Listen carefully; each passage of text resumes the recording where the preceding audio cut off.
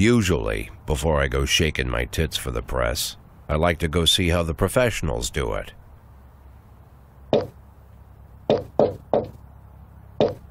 Some might say the chief of police has no business in an institution like this, but in fact it's the quietest and safest place in town.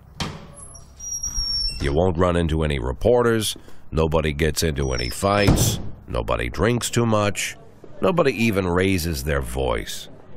The place is owned by an elderly gentleman who knows how to keep things under control.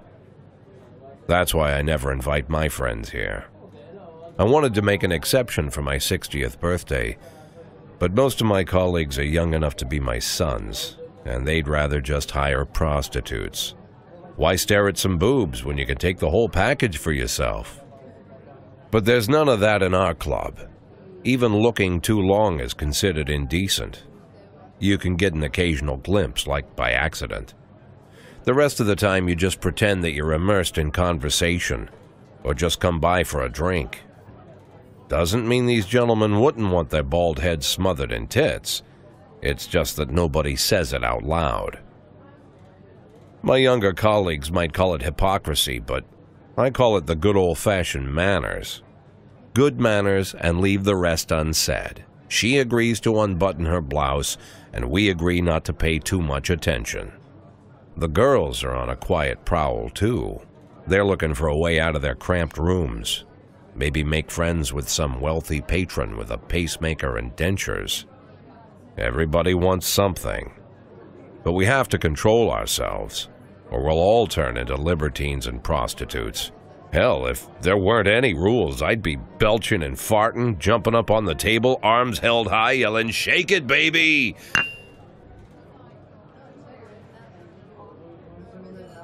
No idea how I got so barbaric.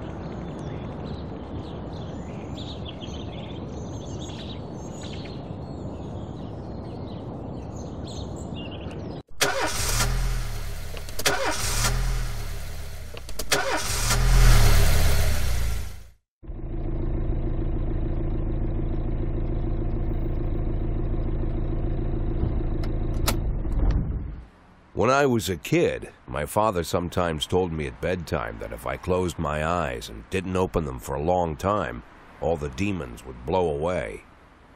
Yesterday I turned 60, but I still take his advice. Not because I'm sentimental or want to keep the memory of my father alive. I just can't think of a better solution. To get away from all the demons that haunt Freeburg, I'd need to wear a blindfold 24/7. Plus, it's a good idea to act blind when talking to reporters. At least that's what my colleagues say. They're afraid of press conferences. But for me, it's more like a confessional. No matter what lies you tell, you're privately thinking the honest answers. It helps me remember who I am. The fact that I'll be reading all about it in the papers tomorrow is a small price to pay. Call it penance for the preacher.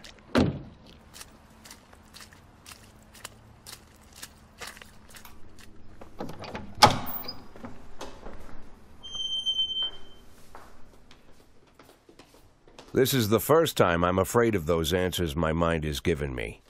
Not because I'm mad I'm losing my job. Though it's true, I'm mad as hell. Not because I subconsciously blame everyone else. Though I damn sure do blame them. And don't even ask me what my next move is. I can't imagine. But even that doesn't scare me. The worst thing is, I know I'm going to have to do something. And I'll be damned if I know how far I'll go. I may have a lot of vices, but predictability isn't one of them.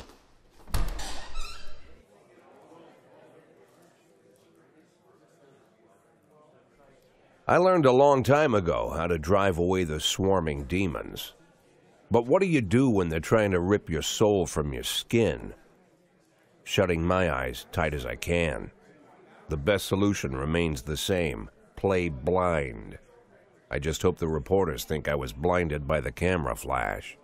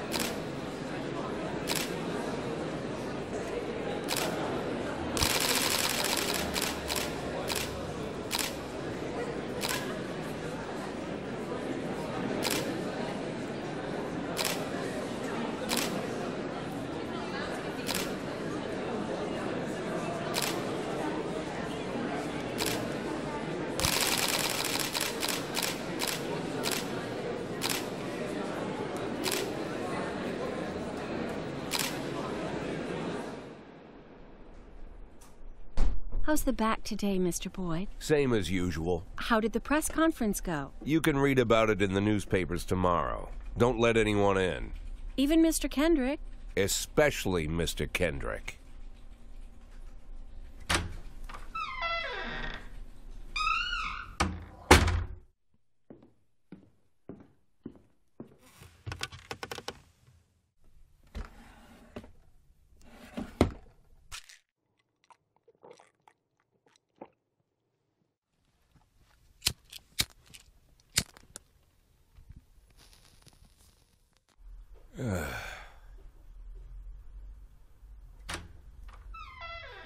As soon as I heard the door creak, I knew what face I'd see. When I tell Emma not to let anyone in, there's only one man it could be. Rude, arrogant, no warning. That's Mayor Rogers in a nutshell. White summer shoes, white socks, white shorts, white polo shirt, and the white smile of a hungry shark. Mayor Rogers enters every room like he owns the place. Even the floorboards under his feet sound like they're creaking an apology. He never shied away from the odd corruption scheme. It's like the devil walks behind him. In the movies, the villains controlling the city play golf with the judges. Rogers plays tennis with them instead. That's about the only difference. Jack, I was hoping to catch you after the press conference. You ran away so quick. There's no smoking at City Hall. No reason for me to hang around. Well, this morning I signed a ban on smoking in all public buildings. Soon you won't be able to smoke here either. Soon enough I won't be here at all. That's what I wanted to talk to you about. The people of this city like you, Jack. The police chief of all people. Don't betray that, Jack. Don't get wrapped up in any schemes. Sit nice and quiet for the next 180 days, and you'll be remembered as a hero. That's the only thing that you still have left. Be the hero. Then how am I supposed to scrape together a retirement fund? You had a million chances to secure a luxury pension, one that even I would have envied, although I've never set aside any money for myself. I'm not planning to retire anytime soon.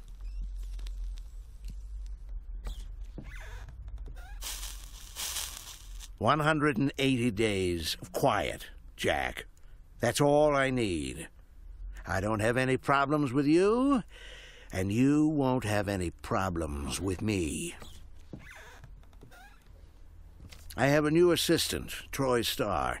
If you have something to tell me, call him. But try not to bother him. He's a busy man. I'll do my best. And quit smoking up the office.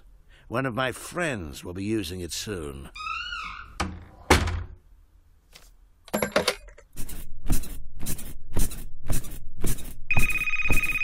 Oh, I'm sorry, babe. Only the mayor has this number. Mr. Mayor? Yeah, is this Troy Starr? Yes? Go fuck yourself, Troy Starr.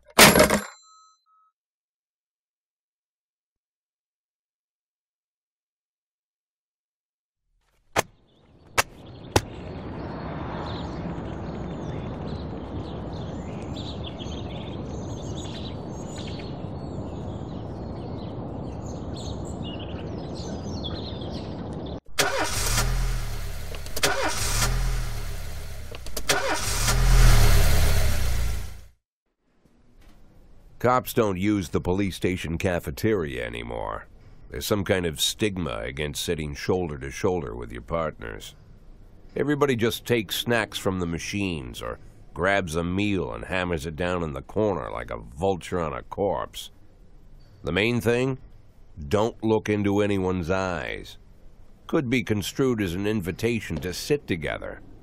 The only people eating here are ghosts.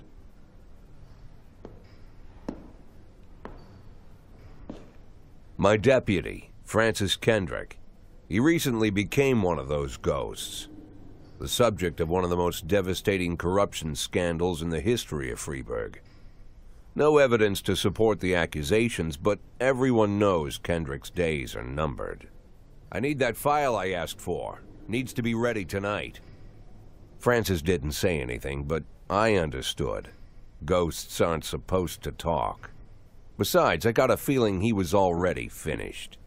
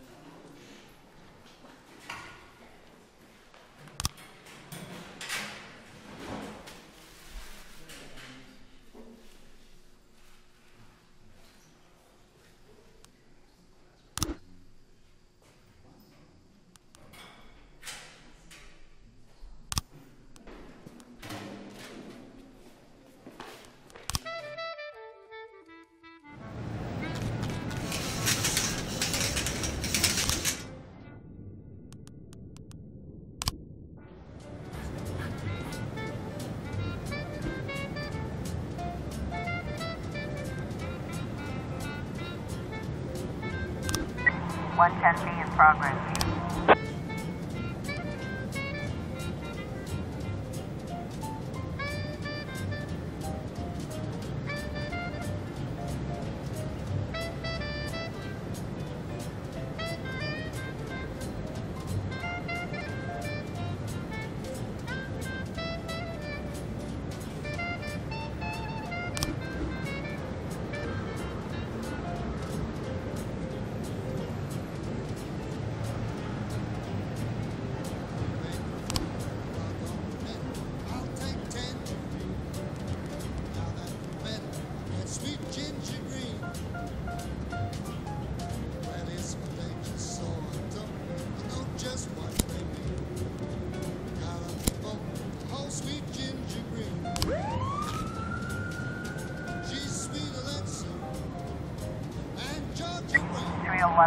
in progress.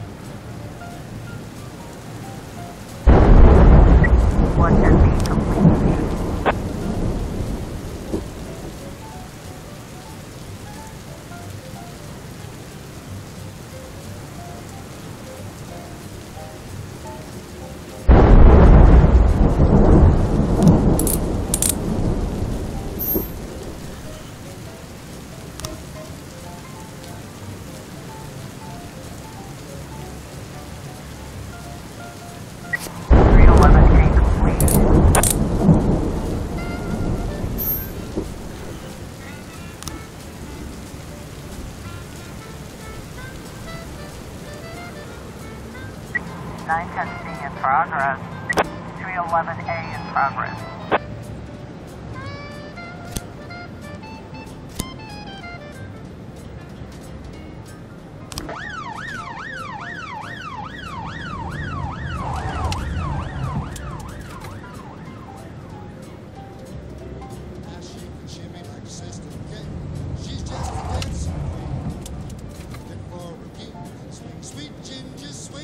Four 12A in progress.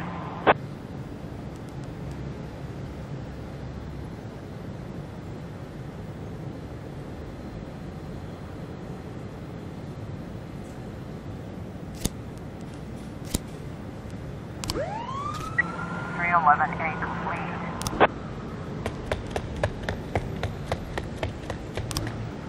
Looks like we have a situation here.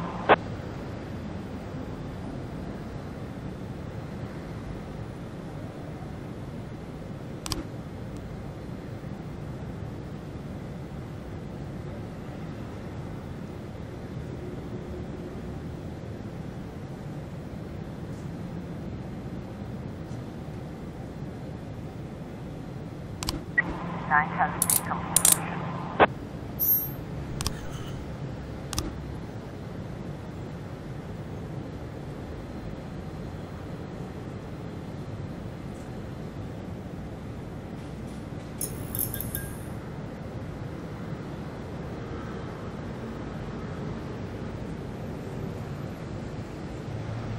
Four 12A completion.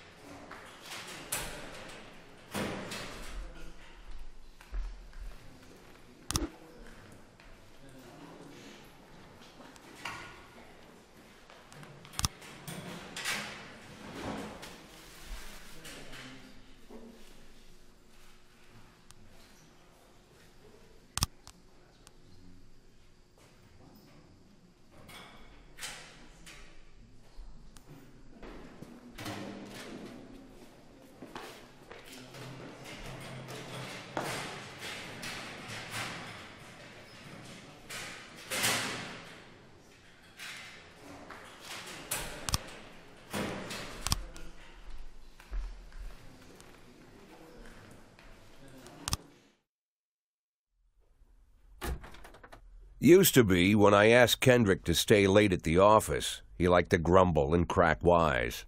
Nowadays, he doesn't have the strength for it. Slumped shoulders, blank stare, wrinkled skin. The past few weeks, I don't hardly recognize my old friend. In his younger years, he reminded me of a gallant royal officer in an old Kipling story. Kendrick isn't just crumbling under the weight of the public pressure, but from the shame of it all. Internal Affairs raided the library he inherited from his grandfather, hoping they'd find buckets of cash stashed in the pages. Heard about the look on his face, the fearless policeman standing helpless in horror. I've known Francis for 30 years. The past 20 years he's played loose with the law.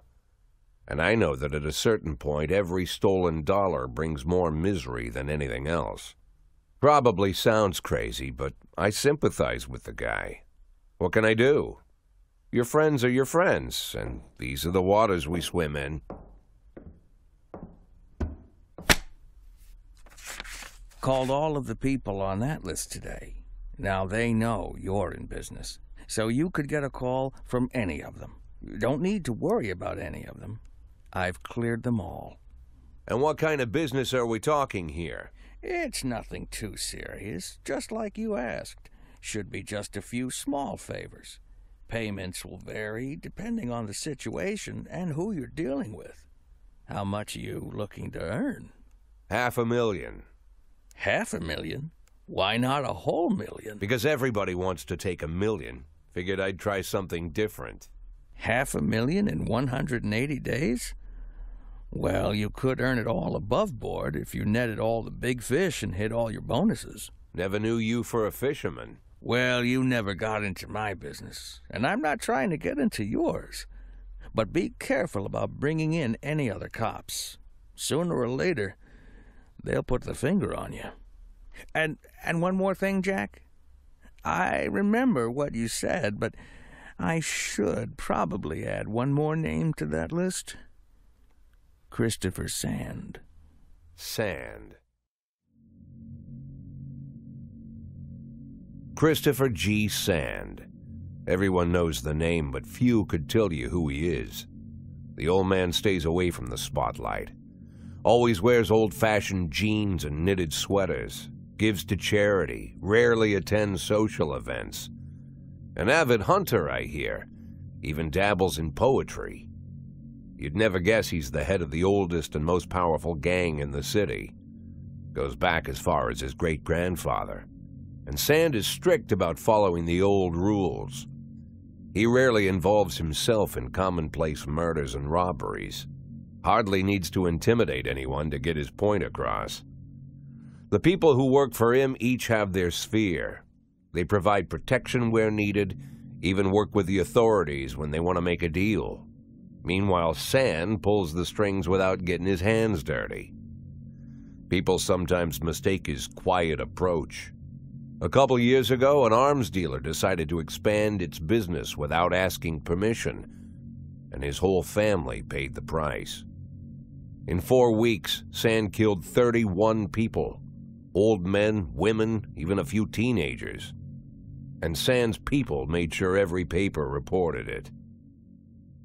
Frank, I don't want to hear you say that name again. Jack, please, listen to me. I'm in with these guys. We agreed, Frank. That's not the kind of business I'm into. I don't go there. Never have, never will.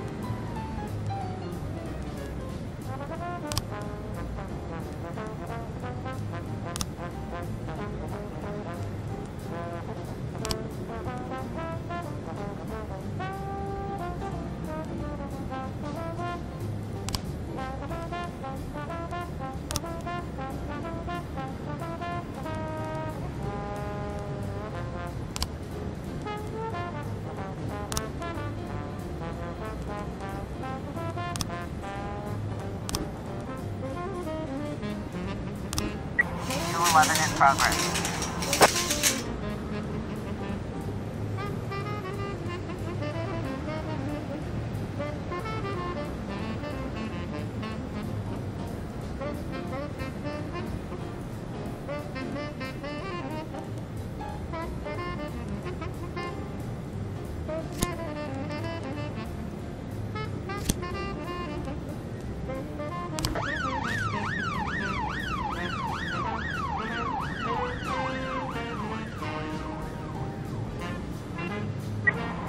In progress.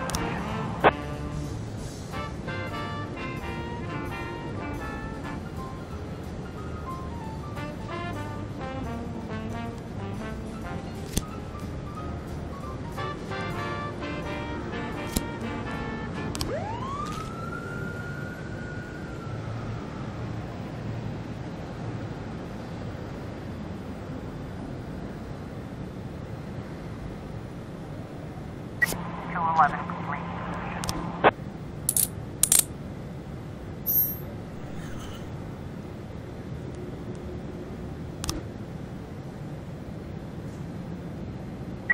1210 in progress.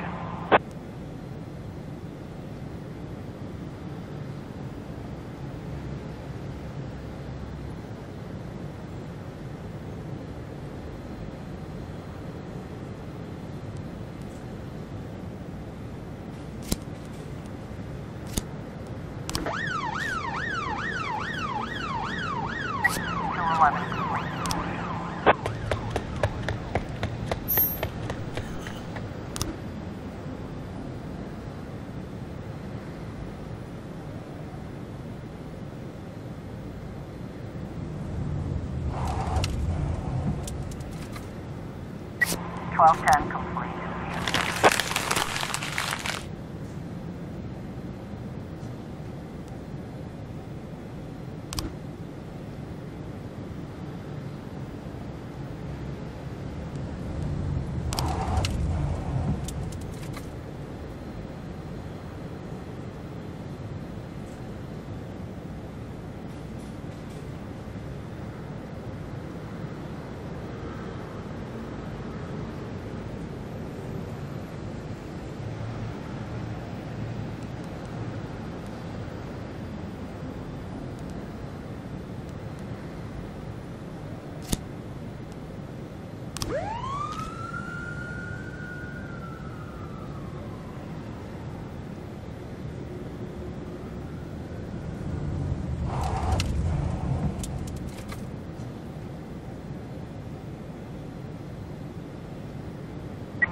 1111B in progress.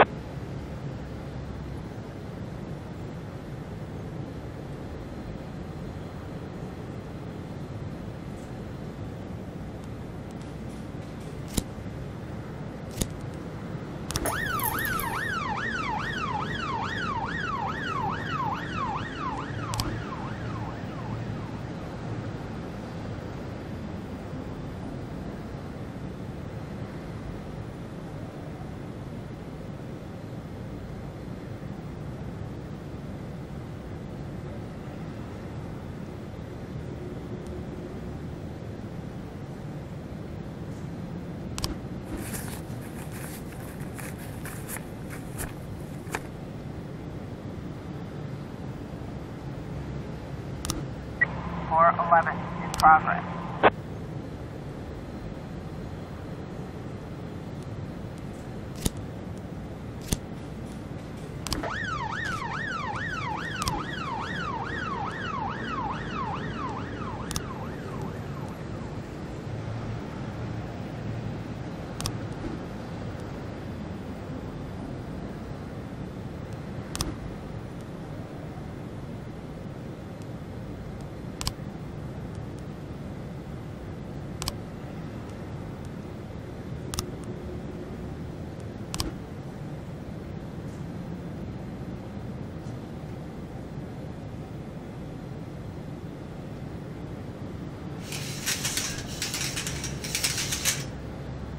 Looks like we have a situation here.